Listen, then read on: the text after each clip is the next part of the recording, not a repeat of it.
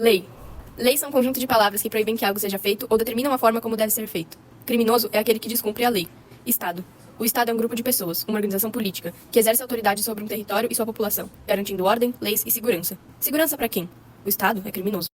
A gente precisa entender que a Lei Áurea é um recurso último jurídico do Brasil, né? As leis contra a escravidão, ou contra o regime escravista, começam desde, talvez, aí da chegada do Dom João no Brasil, e com a criação de dispositivos jurídicos para impedir, primeiro, o comércio transatlântico de escravos, né, a venda e compra de escravos vindos da África, isso com a proibição em 1850, depois a gente tem a lei do ventre livre, lei do sexagenário, e aí sim, a Lei Áurea. Então é um conjunto de leis que estabelecem dessa forma. A República foi declarada. República é a forma de governo onde o povo é soberano, escolhendo os representantes políticos por meio de processos democráticos.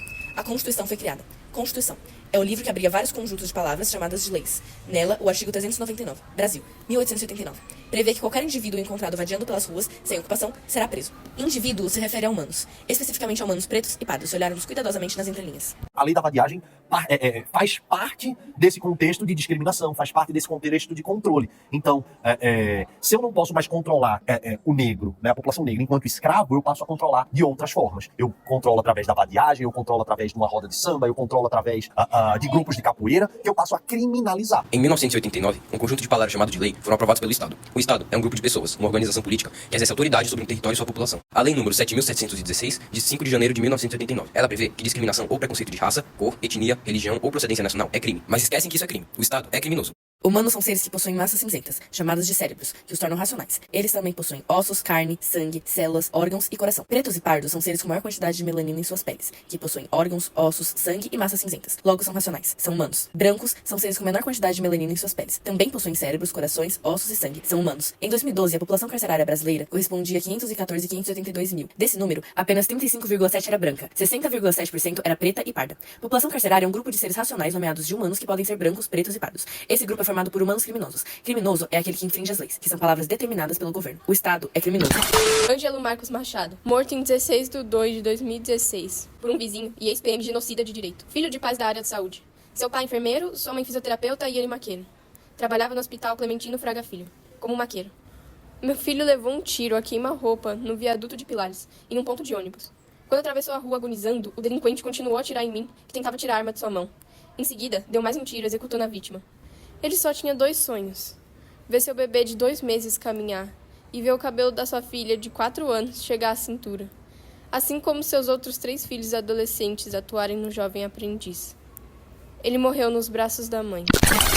Como eu tava falando, mesmo com essa farda da escola aqui, de mochila nas costas e livro na mão, se os homens passar aqui eu sou abordado. Levo o baculejo, minha mochila é aberta, e eles ficam procurando alguma coisa aqui dentro, tipo droga, arma ou coisa de roubo. Eu nem sou do erro, mas eles me colocam logo como um bandidinho e ficam atrás querendo que eu dê uma X9 pra dar resposta à sociedade. Polícia é quem defende a gente em situações de perigo. Medo. O medo é o estado de alerta diante de uma situação que o cérebro, seres pensantes têm, como humanos, classifica como perigosa. Polícia e medo andam juntos. Quem tem medo da polícia? Aquele que é julgado por sua cor, que é chamado de criminoso, que é acusado sem motivos, que é condenado sendo inocente. Negros são humanos pretos e pardos, e assim como os brancos, possuem massas cinzentas pensantes, ossos, carne e sangue. O Rogério foi passar um final de semana na casa da avó e saiu pra entregar pipa. Quando ele estava levando a pipa na pracinha, veio uma viatura e colocou dentro. Disse que uma testemunha viu assaltando uma firma de gesso que tinha perto da casa da minha sogra. Foi então que passou uma viatura e eu ouvi gritando: Mãe! Mãe! Mãe!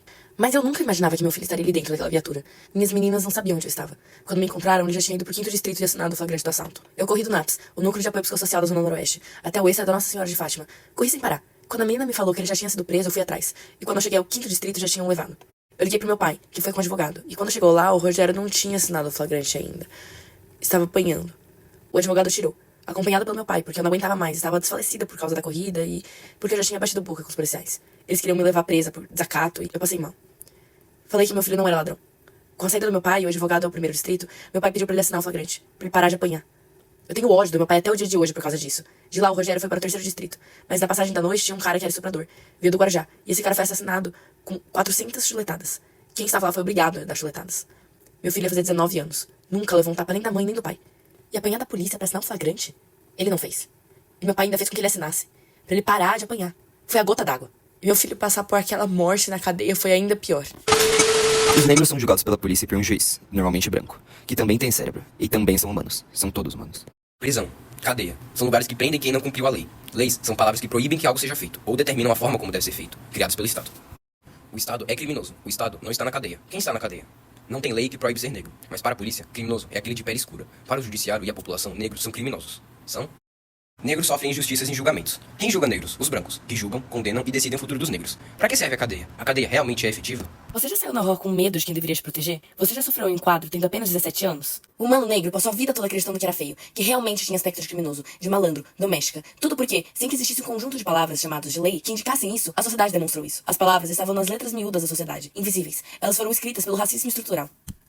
Essas letras miúdas estão em todo e qualquer ato de violência policial contra negros que é normalizado. Estão no número de analfabetismo negro, que é superior ao branco, e no maior número de população carcerária negra, na injustiça. Na justiça, na injustiça, nela tem sangue, tem lágrimas, mães solteiras e crianças sem seus pais. Manda quem paga mais, ou apenas quem nasceu com a sorte de ser branco. A justiça não era justa? Perante a lei, todos somos iguais. Está escrito na Constituição, como também está escrito que roubar é crime, mas escolheram o que queriam que fosse crime ou não. O Estado é criminoso. Por que o Estado é criminoso? Criminoso é aquele que infringe as leis, que são palavras determinadas pelo Estado. Quando ele infringe leis criadas por ele mesmo. O poder não se altera, aqueles que decidem as leis, aqueles que decidem, as autoridades brasileiras, monárquicas ou republicanas, permanecem basicamente que as mesmas. Então, esse racismo ele vai se estruturando. A gente está falando da estruturação do racismo, a gente está falando de como o racismo se torna um racismo estrutural. Mesmo após 1888, não houve uma verdadeira abolição. A sociedade se desenvolveu com práticas racistas, tornando esse racismo estrutural. O que mudou foi um processo visível da escravização, porque surgiu a Lei Áurea, mas não surgiram novas leis que pudessem, de fato, garantir o direito dos escravizados na terra brasileira.